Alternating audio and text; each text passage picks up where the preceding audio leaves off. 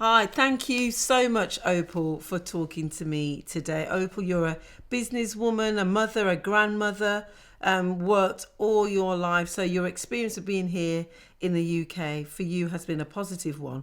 But tell me, what were you like and what was life like for you in Jamaica? My early years, I was born in Jamaica, in a small town or in a country. It was like St. Catherine in Jamaica. It was more, I would say, in the country where it all began.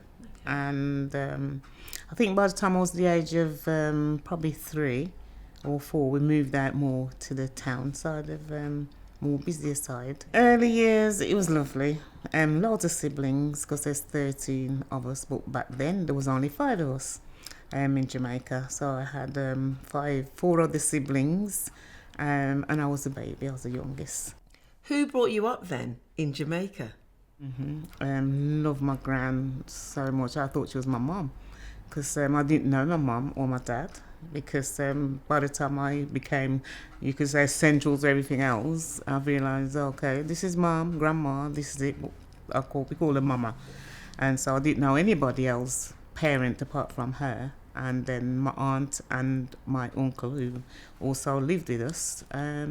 So as far as I was aware, that was my parents. I would say between the ages of 6 or 7, I was told that our mum and dad was here in the UK, and my elder siblings, the 2 elder ones, they were being sent for from my parents to venture over to the UK.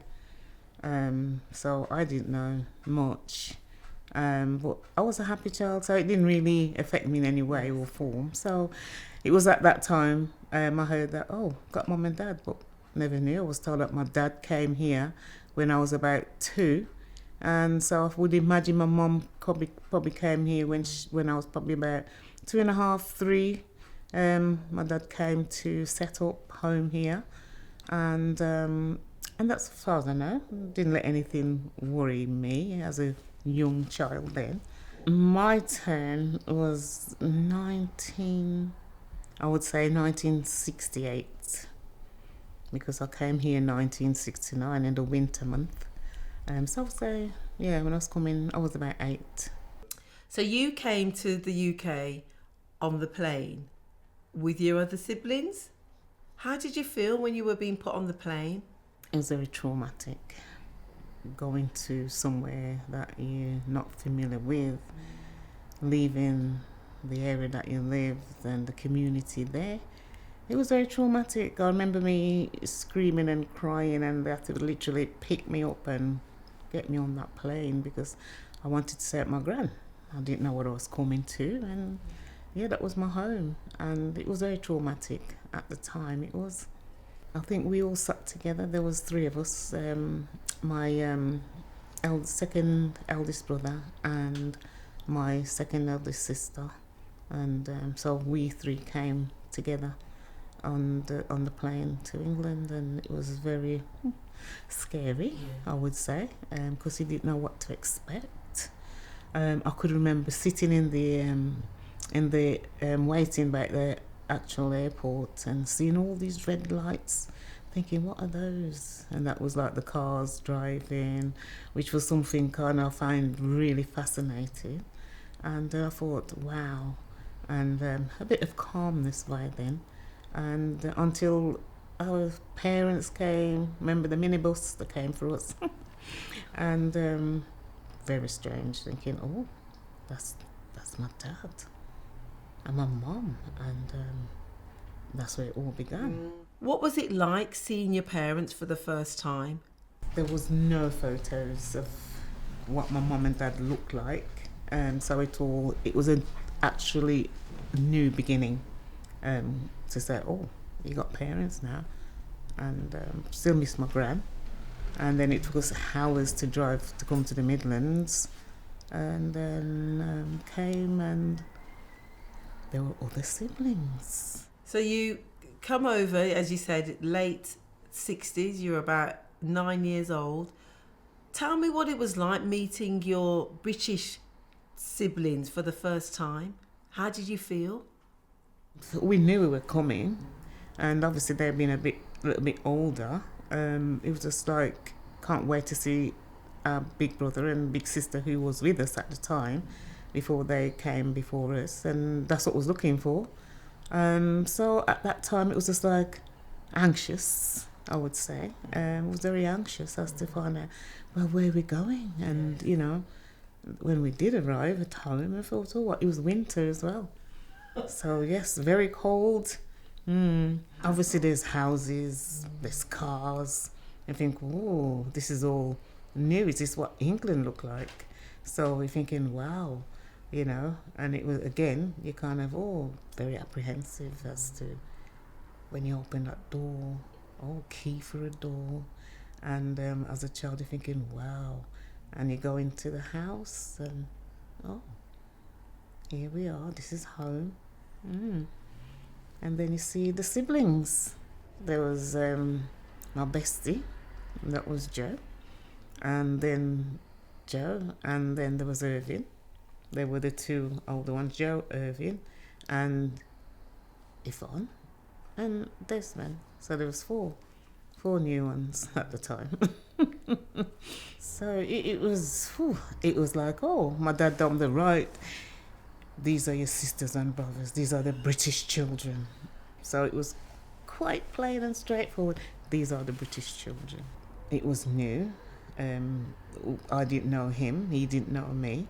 Well, us, I should say. So it was like, okay. So we got the British children and we had the Jamaican children. And so it was like, it's the thing about the Jamaicans, see, we don't want you, like come in different ways or culture, come in here now, and this is home, and these are your sisters and brothers. That's interesting. How did that make you feel? Well, at the time, it's a struggle, because number one, it's a new environment. You're in a house, you got new siblings, and but they were quite friendly, and but you couldn't it took a bit of time to adjust to kind of relating to them, and obviously you couldn't speak a word of English as well. That didn't help, and but our dad made sure that this is your new family, your brothers and sisters, and basically just got to get on. From my perspective, I was a Jamaican. I didn't know English, so you just watch. You kind of I saw me just looking in a quiet corner, just observing everything, because this is all new. And there's now 8, I think. There was probably about 8 of us or so. Or probably about 9, because you got 4 of them. But I think because back home we used to being all cuddled up together as children anyway. So it wasn't anything new. Okay. So girls' room, boys' room, mum and dad. What was the relationship like then between you and your sister? Was it Joe that you told me about? For me then it was like they are the one that steered away. You follow them. Okay. And that was that. So you couldn't kind of say anything different. You just observed, and you just fit in where you could. But I had a brilliant sister who kind of showed me the ropes, and very nice. She was Joe. We did everything, played together. She shared the toys with me, the dolls, you name it, and that was something new for me. Well, I didn't know much about dolls and toys, but it was something new. And she was just so lovely. And then my younger brother and the other siblings, they were probably about 2, 3, 4 in that age. And it was nice. We just melded together and become good friends as well as siblings. And so it wasn't as bad, but at the same time it was kind of just, I could see me always standing back, looking, observing everything to see what's going on, thinking, I was the baby and I had all this attention, but now I'm in the queue. Can you describe your father? Dad was a hard worker, so he was always at work, and I think he did shift work back then, I'm not sure. And Mum, obviously she had the younger children, to attend to look after. So it was more of an observation for me. I can still see me just standing there looking at everything, and I'm thinking, oh, I'm not the baby anymore, and these are my new brothers and sisters, and it was like, that's their mum. My mum's back home, so I'm not going to get that attention. And I don't think I did get that attention, because obviously there's quite a lot of us in the house as children. So it was something that you just went along with, and you just followed suit with the other siblings. But how did you communicate and find out what was happening to your aunt and uncle and your grandma in Jamaica? I didn't, apart from letters. That was about it, really.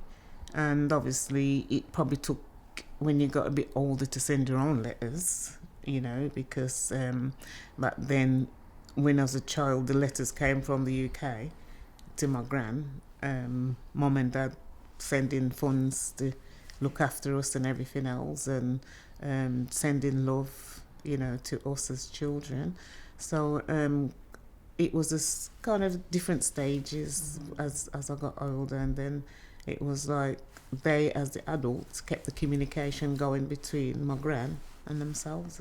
So I think my mum tried, and I think with Joe being like Mum's little helper as well, so she helped me to adjust. Yes, I would say, and that's how we grew. And all the other little, my other younger siblings, they just melt to us, and we just melt to them, and that's how it was. Joe showed me the ropes, when it came through. At the time, I would say then I was about 8, and we came 1969, so I was coming 9. And so Joanne's like probably about a couple of years. She's 60, born 63.